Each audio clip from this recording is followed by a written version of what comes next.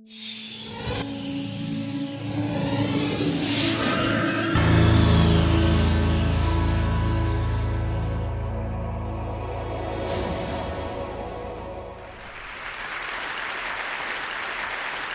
going to talk about a very fundamental change that is going on in the very fabric of the modern economy. And to talk about that, I'm going to go back to the beginning. Because in the beginning were commodities. Commodities are things that you grow in the ground, raise in the ground, or pull out of the ground. Basically animal, mineral, vegetable. And then you extract them out of the ground and sell them on the open marketplace. Commodities were the basis of the agrarian economy that lasted for millennia. But then along came the Industrial Revolution. And then goods became the predominant economic offering, where we use commodities as the raw material to be able to make or manufacture goods. So we moved from an agrarian economy to an industrial economy. But what then happened over the last 50 or 60 years is that goods have become commoditized. Commoditized where they're treated like a commodity, where people don't care who makes them. They just care about three things and three things only: price, price, and price. Now there's an antidote to commoditization, and that is customization. My first book was called Mass Customization, and it came up a couple of times yesterday. And how I discovered this progression of economic value was realizing that customizing a good automatically turned it into a service. Because it was done just for a particular person, because it wasn't inventoried, it was delivered on demand to that individual person. So we moved from an industrial economy to a service-based economy. But over the past 10 or 20 years, what's happened is that services are being commoditized as well. Long-distance telephone service sold on price, price, price. Fast food restaurants with all their value pricing. And even the internet is commoditizing not just goods, but services as well. What that means is that it's time to move to a new level of economic value. Time to go beyond the goods and the services. And using the same heuristic, what happens when you customize a service? What happens when you design a service that is so appropriate for a particular person? That's exactly what they need at this moment in time. Then you can't help but make them go, wow. You can't help but turn it into a memorable event. You can't help but turn it into an experience. So we're shifting to an experience economy, where experiences are becoming the predominant economic offering. Now, most places that I talk to, when I talk about experience, I talk about Disney, right, the world's premier experience stager. I talk about theme restaurants and experiential retail and boutique hotels in Las Vegas, the experience capital of the world. But here, when you think about experiences, think about Thomas Dolby and his group playing music. Think about meaningful places. Think about drinking wine, about a journey to the clock of the long now. Those are all experiences. Think about TED itself, the experience capital in the world of conferences. All of these are experiences. Now, over the last several years, I've spent a lot of time in Europe, and particularly in the Netherlands. And whenever I talk about the experience economy there, I'm always greeted at the end with one particular question, almost invariably. And the question isn't really so much a question as an accusation. And the Dutch, when they usually put it, it always starts with the same two words. You know the words I mean? You Americans. I say, you Americans, you like your fantasy environments, your fake, your Disneyland experiences. They say, we Dutch, we like real, natural, authentic experiences. So much so as that happened is that I developed a fairly practiced response, which is, I point out that first of all, you have to understand that there is no such thing as an inauthentic experience. Why? Because the experience happens inside of us. It's our reaction to the events that are staged in front of us. So as long as we are in any sense authentic human beings, then every experience we have is authentic. Now there may be more or less natural or artificial stimuli for the experience, but even that is a matter of degree, not kind. And there's no such thing as 100% natural experience. Even if you go for a walk in the proverbial woods, there is a company that manufactured the car that delivered you to the edge of the woods. There's a company that manufactured the shoes that you have to protect yourself from the ground of the woods. There's a company that provides the cell phone service you have in case you get lost in the woods. Right? All of those are man-made, artificiality brought into the woods by you and by the very nature of being there. And then I always finish off by talking about the thing that amazes me the most about this question, particularly coming from the Dutch, is that the Netherlands is every bit as manufactured as Disneyland. And the Dutch, they always go, and they realize I'm right.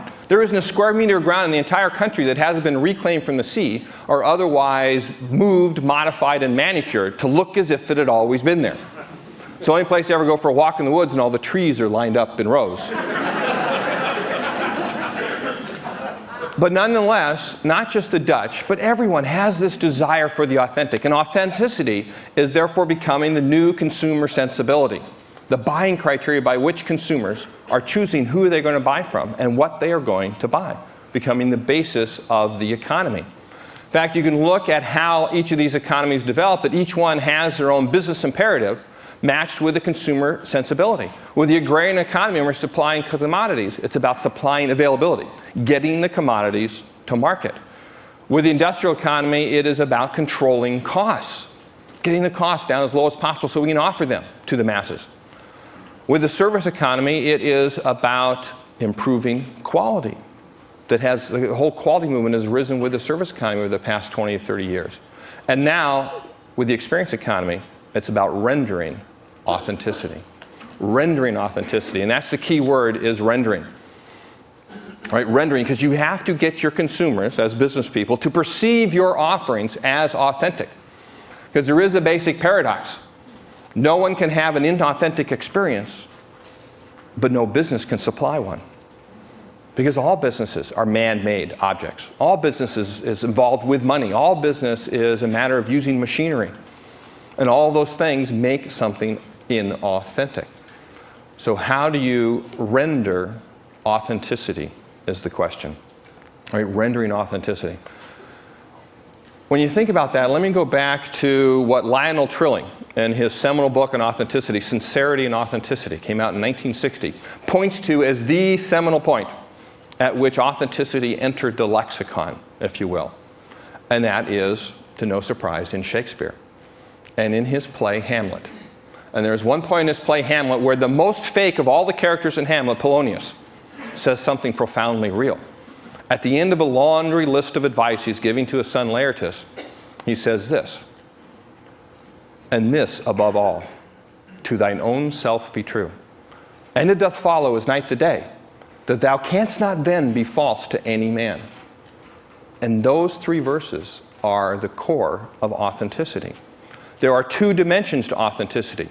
One, being true to yourself, which is very self-directed. Two is other-directed, being what you say you are to others. And I don't know about you, but whenever I counter two dimensions, I immediately go, 2 by 2. Right? Anybody else like that? No? Well, if you think about that, you do, in fact, get a 2 by 2. Where on one dimension, it's a matter of being true to yourself. As businesses, are the economic offerings you are providing, are they true to themselves? And the other dimension is, are they what they say they are to others? If not, you have is not true to itself and is not what it says it is. Right? Yielding a 2 by 2 matrix. And of course, if you are both true to yourself and are what you say you are, then you're real. The opposite, of course, is fake. Right now, there is value for fake. There will always be companies around to supply the fake because there will always be desire for the fake. In fact, if there's a general rule, if you don't like it, it's fake. If you do like it, it's faux.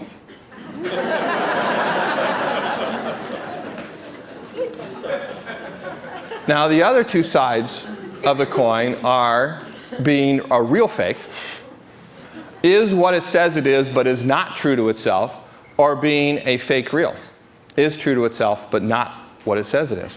You can think about those two contrasts. Both of these are better than being fake, not quite as good as being real.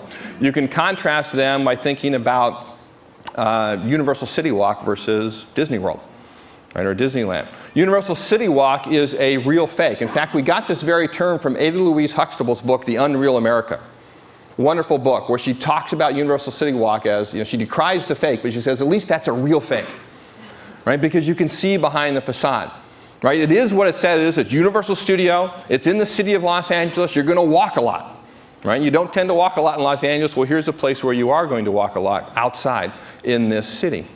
Right? But is it really true to itself? Right? Is it really in the city? Is it, you can see behind all of it and see what is going on in the facades of it. So she calls it a real fake. Disney World, on the other hand, is a fake real or a fake reality. Right? It's not what it says it is. It's not really the Magic Kingdom. But it is, oh, I'm sorry, I didn't mean to. Sorry. We won't talk about Santa Claus then. But Disney World is wonderfully true to itself. Right? Just wonderfully true to itself. When you are there, you are just immersed in this wonderful environment. So it's a fake real. Now, the easiest way to fall down in this and not be real, right? The easiest way not to be true to yourself is not to understand your heritage and thereby repudiate that heritage. Right? The key of being true to yourself is knowing who you are as a business, knowing where your heritage is, what you have done in the past, and what you have done in the past limits what you can do, what you can get away with, essentially, in the future. So you have to understand that past. Think about Disney again. Disney, 10 or 15 years ago, right? The company that is probably best known for family values out there, Disney bought the ABC network. ABC network, affectionately known in the trade as the TNA network. Right? That's not too much jargon, is it? Right? The TNA network. Then it bought Miramax, known for its NC-17 fare. And all of a sudden, families everywhere couldn't really trust what they were getting from Disney. It was no longer true to its heritage, no longer true to Walt Disney. That's one of the reasons why they're having such trouble today, and why Roy Disney is out to get Michael Eisner, because it is no longer true to itself. So understand what your past limits what you can do in the future. When it comes to being what you say you are, the easiest mistake that companies make is that they advertise things that they are not. Right? That's when you're perceived as fake, as a phony company, advertising things that you're not. Think about any hotel, any airline, any hospital. Right? If you could check into the ads, you'd have a great experience. But unfortunately, you have to experience the actual hotel, airline, and hospital, and then you have that disconnect. Then you have that perception that you are phony. So the number one thing to do when it comes to being what you say you are is to provide places for people to experience who you are. For people to experience who you are. Right? It's not advertising does it. That's why you have companies like Starbucks, right, that doesn't advertise at all. They said, you want to know who we are, you have to come experience us. And think about the economic value they have provided by that experience. Right? Coffee at its core is what? Right? It's beans. Right? It's coffee beans. You know how much coffee is worth when treated as a commodity, as a bean? 2 or 3 cents per cup. That's what coffee is worth. But grind it, roast it, package it, put it on a grocery store shelf, and now it'll cost 5, 10, 15 cents when you treat it as a good. Take that same good and perform the service of actually brewing it for a customer in a corner diner, in a bodega, a kiosk somewhere. You get 50 cents, maybe $1 per cup of coffee. But surround the brewing of that coffee with the ambiance of a Starbucks, with the authentic theater that goes inside of there. And now, because of that authentic experience, you can charge $2, $3, $4, $5 for a cup of coffee. So authenticity is becoming the new consumer sensibility. Let me summarize it for the business people in the audience with 3 rules, 3 basic rules. 1, don't say you're authentic unless you really are authentic. 2, it's easier to be authentic if you don't say you're authentic. And 3, if you say you're authentic, you better be authentic. And then for the consumers, for everyone else in the audience, let me simply summarize it by saying, increasingly, what will make us happy is spending our time and our money satisfying the desire for authenticity. Thank you.